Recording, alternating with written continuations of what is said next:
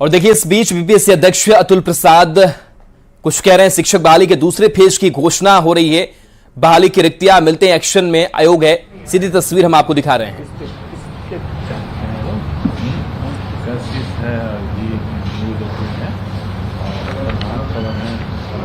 शिक्षक बहाली के दूसरे फेज की घोषणा होगी। अतुल प्रसाद जो चेयरमैन है बीपीएससी के, वो आपको नजर आ रहे होंगे। बहाली की रिक्तियां मिलते ही इस प्रेस कॉन्फ्रेंस में आप सब लोगों का स्वागत है। आप सब समझ ही गए होंगे कि किस प्रयोजन से हम लोगों ने आप लोगों को आमंत्रित किया है। अभी 2 नवंबर को आप लोगों ने एक बड़ा कार्यक्रम देखा। वो हमारे अध्यापक भर्ती परीक्षा का प्रथम चरण का मामला था और जैसा माननीय मुख्यमंत्री जी ने वहाँ पर घोषणा भी किया है कि शीघ्र ही पुनः एक राउंड इसके चलाया जाए, मतलब कि टीआरई 2.0। तो उसके संबंध में मैं अपने परीक्षा नियंत्रक टीआरई के शर्मा जी से मैं अनुरोध करूंगा कि आप तथ्य बता दें। जैसा आप सब अवगत हैं कि प्रथम चरण की परीक्षा समाप्त हो गई और उसका परीक्षा फल भी घोषित कर दिए गए हैं और उसके आधार पर चयन पत्र भी जिलों में राज्य स्तर पर भी दिया गया है। अब हम लोग द्वितीय चरण के शिक्षक नियुक्ति प्रतियोगिता परीक्षा की तैयारी शुरू कर दिए हैं और उसका नोटिफिकेशन आज ही जारी होगा।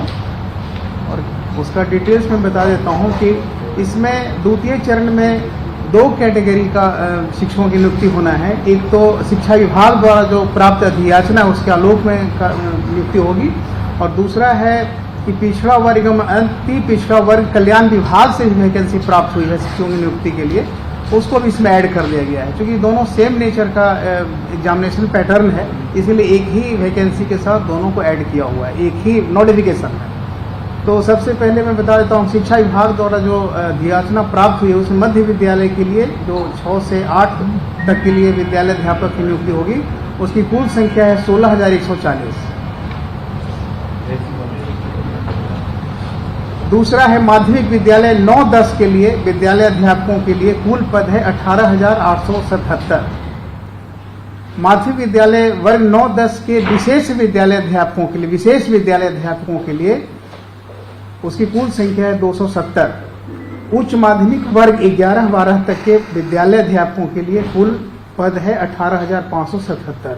ये द्वितीय चरण में इतनी वैकेंसी प्राप्त है। इसी तरह पिछड़ा वर्ग एवं अति पिछड़ा वर्ग कल्याण विभाग के अंतर्गत जो वैकेंसी प्राप्त हुई है उसमें प्रारंभिक शिक्षक प्रशिक्षित होंगे 6 से 8 तक के लिए, उसमें कुल पदों की संख्या है 234। माध्यमिक शिक्षक स्नातक प्रशिक्षित टीजीटी जिसको कहते हैं 9-10 के लिए उसकी कुल संख्या है 248। उच्च माध्यमिक स्नातकोत्तर पीजीटी जो पोस्ट ग्रेजुएट टीचर होते हैं 11-12 के लिए उनकी संख्या कुल है 403 और प्रधानाध्यापकों के लिए भी पद प्राप्त हुआ है 31। इसकी परीक्षा एक साथ होगी अलग अलग कैटेगरी में। परीक्षा का जो पैटर्न है, जो उसका सिलेबस, तो डिटेल्स हम लोग वैकेंसी में डाल देंगे। नोटिफिकेशन में सारा डिटेल्स रहेगा कि किस स्तर का होगा, कौन सा विषय होगा, इस सभी विषयों का उल्लेख किया रहेगा। लेकिन समरी यही है कि परीक्षा जो होगा वो 2.5 घंटे का होगा और एक ही सब्जेक्ट होगा, मतलब एक ही एग्जाम होगा जिसमें भाग 1 में होगा भाषा जो क्वालिफाइंग नेचर का होगा, उसकी संख्या 30 नंबर का 30 सवाल होगा। सामान्य अध्ययन भाग 2 होगा, वो 40 नंबर का होगा और विषय जिस विषय के वो शिक्षक बनेंगे उस विषय से सवाल 80 नंबर का होगा भाग 3 में। तो इसमें सिर्फ यही देखना है कि भाषा, सामान्य अध्ययन और विषय भाग 3 एक ही प्रश्न पत्र एक ही बुकलेट में रहेंगे, लेकिन पहला जो भाषा होगा क्वालिफाइंग नेचर का होगा। क्वालिफाई करने के बाद ही मेरिट लिस्ट बनेगा रेस्ट सब्जेक्ट पर। बहुत इसमें क्लियर कर देना है। पिछले बार जो एग्जाम हुआ था प्रथम चरण में उसमें भाषा की परीक्षा अलग से हुई थी, हालांकि वो भी क्वालिफाइंग नेचर का ही था लेकिन उसका पेपर अलग था। इस बार एक ही बुकलेट में सम्मिलित कर दिया गया और टोटल टाइमिंग पहले 2 घंटा था, इस बार 2.5 घंटा कर दिया गया। ऑनलाइन आवेदन पत्र भरने की जो संबंधित तिथि है, निबंधन एवं भुगतान प्रारंभ करने की तिथि 5/11 से 14/11 कल से शुरू होगा। निबंधन और फॉर्म शुल्क जमा करने की तिथि 5/11 से 14/11, विलम्ब शुल्क के साथ निबंधन एवं भुगतान की अंतिम तिथि 17/11 होगी। 3 दिन और बढ़ा दिए हम लोग नोटिफिकेशन में। ऑनलाइन आवेदन प्रारंभ करने की तिथि 10/11/2023। मतलब ये फॉर्म रजिस्ट्रेशन शुरू होगा, लेकिन फॉर्म भरने का जो एक्चुअल होगा वो 10/11 से सिस्टम ऑन हो जाएगा। ऑनलाइन आवेदन भरने की अंतिम तिथि है 25/11, लेकिन इसमें ये नोट करना बहुत जरूरी कि इस बार का डेट एक्सटेंड नहीं होगा, क्योंकि हम लोग बहुत कम और सीमित समय में एग्जामिनेशन लेकर एग्जामिनेशन क्लियर करना है, रिजल्ट भी निकालना है टाइमली। तो इसीलिए इस बार हम लोगों ने कोशिश किया है कि 25/11 जो टाइम होगा वो उसके बाद एक्सटेंड नहीं करेंगे। जो ही करना है 25/11 के अंदर ही करना है, यही इसका मुख्य बिंदु है। और सर अनुरोध होगा कि डिटेल्स इसमें मैं थोड़ा सा सप्लीमेंट कर देना चाहूँगा। पहली बात कि TRE 1 में जो भी हम लोगों ने अनुभव किया और उसमें जो भी अभ्यर्थियों को भी समस्याएं हुई, उन सबको ध्यान में रखते हुए हम लोगों ने कुछ सुधार और कुछ परिवर्तन किए हैं। इसमें पहला सुधार तो ये हुआ कि जो परीक्षा 2 दिन हो रही थी पहले, उस परीक्षा को हम लोगों ने एक ही दिन कर दिया, ताकि लोगों को अनावश्यक एक दिन नाइट हॉल्ट यहाँ न करना पड़े। काफ़ी लोगों को पिछले बार कठिनाई हुई थी इसके कारण से, तो एक ही दिन की परीक्षा हम लोगों ने बना दिया है। इसीलिए हम लोगों ने वो जो क्वालिफाइंग वाला जो क्वेश्चन है वो घटा करके उसको हम लोगों को 30 कर दिया है और 30 इसी में जोड़ दिया है। मतलब अब टोटल क्वेश्चंस हो जाएंगे 150, जिसमें से 30 रहेंगे क्वालिफाइंग नेचर के, और भाग 1 होगा, भाग 2 होगा वही फिर से 40 और 80 का, जैसे पिछले बार था। और इस परिवर्तन से एक और हम लोगों ने परिवर्तन किया है कि 2.5 घंटे की तो खैर परीक्षा होगी, लेकिन जो टाई ब्रेकर जो इस बार हम लोगों ने देखा कि टाई ब्रेकर में हमें कुल प्राप्तांक जब एक समान हो जाते हैं, तो टाई ब्रेकर हम लोगों ने डेट ऑफ बर्थ हमारा था और उसके बाद अल्फाबेटिकल ऑर्डर में नाम था।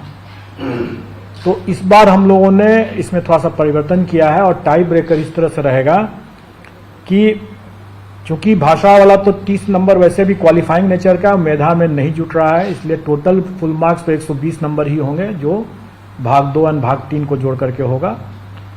उसके बाद जब इसमें जब टाई हो जाएगा तो फिर हम मेन पेपर का जो प्राप्तांक होगा भाग 3 का जो होगा उसका जिसका ज़्यादा होगा उससे हम वो टाई ब्रेकर बनाएंगे, और अगर वो भी अगर बराबर हो गया तो फिर दूसरा टाई ब्रेकर फिर बनेगा जो भाषा जो क्वालिफाइंग नेचर का है उसमें जिसको ज़्यादा नंबर आएगा वो सेकंड टाई ब्रेकर पॉइंट बनेगा, और उसके बाद फिर तब डेट ऑफ बर्थ और तब फिर अल्फाबेटिकल ऑर्डर में नाम।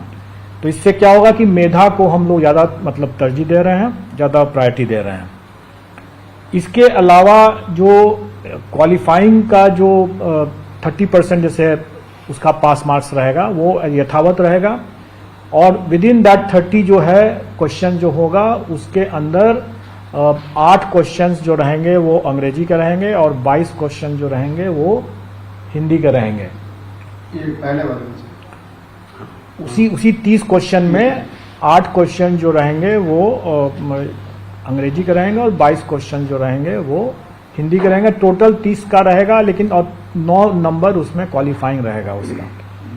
उसके अलावा जो जीएस का और जो फिर मेन पेपर का जो 40 और 80 क्वेश्चन रहेंगे 120 वो पूर्वत मतलब पिछले बार की तरह ही टोटल पर जो जीएडी का जो मापदंड है क्वालिफाइंग कट ऑफ का वो वही रहेगा। सिलेबस का जो लॉजिक है वो वही लॉजिक इस बार भी रहेगा, मतलब कि जो एनसीईआरटी का जो पाठ्यक्रम है जो बच्चों को जो पढ़ाया जाता है वही पैटर्न रहेगा, वही, लेकिन स्टैंडर्ड ऑफ कोर्स उससे ज़्यादा रहेगा।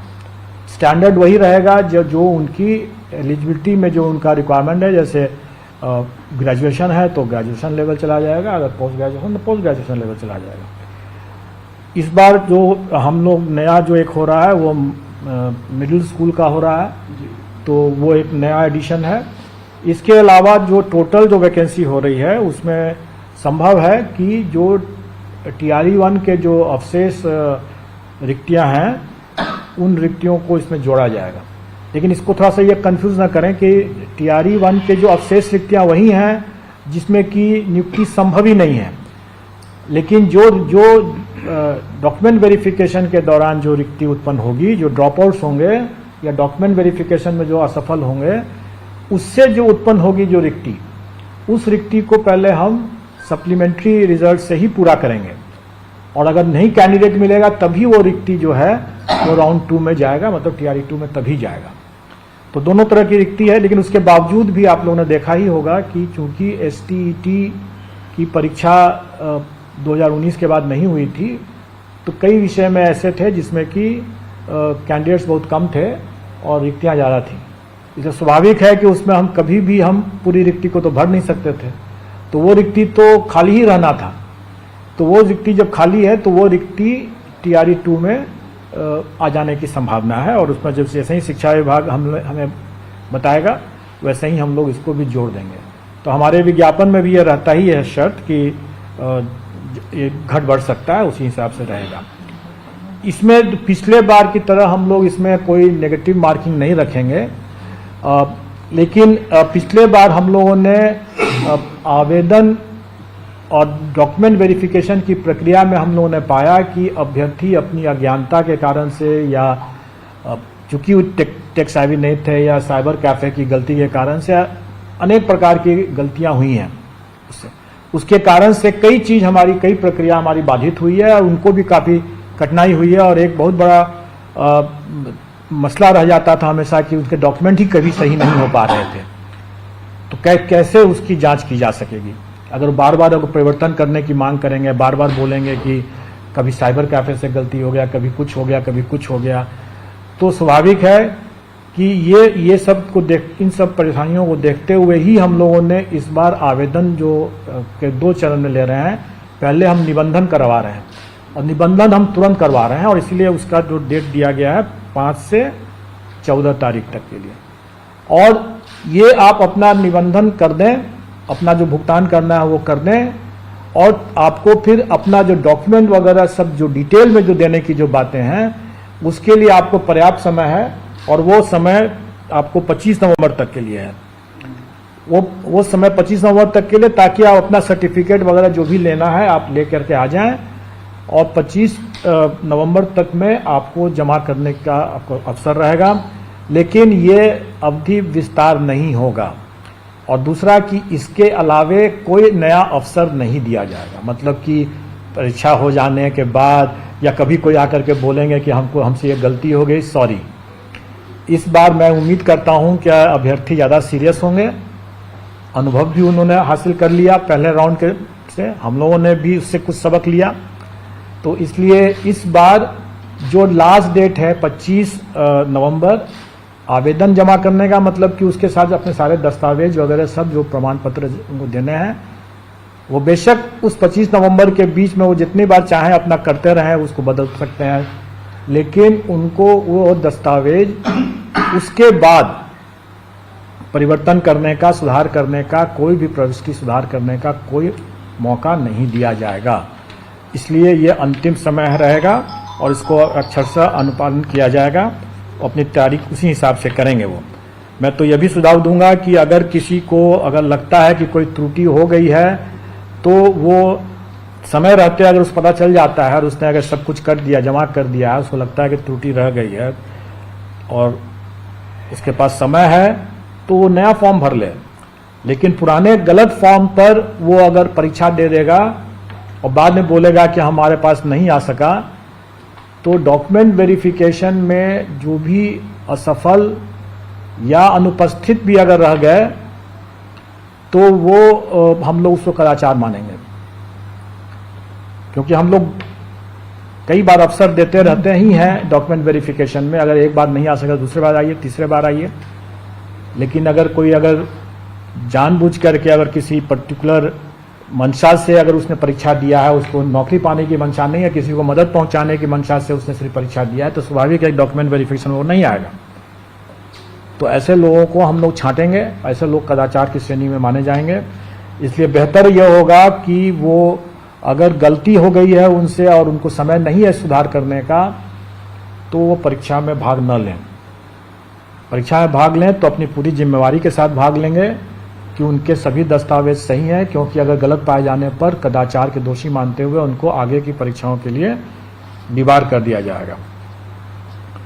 एक और ये है कि इस बार हम लोगों ने कैंडिडेट को, चूंकि हम मानते हैं कि इसके जो अभ्यर्थी हैं उतने अनुभवी नहीं थे, अमूमन हमारे जो कंबाइंड सिविल सर्विसेज और दूसरी परीक्षाओं के अभ्यर्थी ज़्यादा इस मामले में अनुभवी हैं, इसलिए OMR में वो अपने रोल नंबर, सीरीज और सब्जेक्ट कॉम्बिनेशन लिखने में गलती नहीं करते हैं, प्राय नहीं करते हैं। लेकिन इस बार इन लोगों ने काफ़ी बड़ी संख्या में इन लोगों ने गलती किया, और उस गलती को पहचानने और उसको चिन्हित करने कि भाई ये OMR किस कैंडिडेट का है, उसका रोल नंबर ही गलत है, तो ये हमारे लिए काफ़ी बड़ी समस्या थी। और इस समस्या के हिसाब से हम लोगों ने उसमें कोशिश किया कि उसको चिन्हित कर सकें।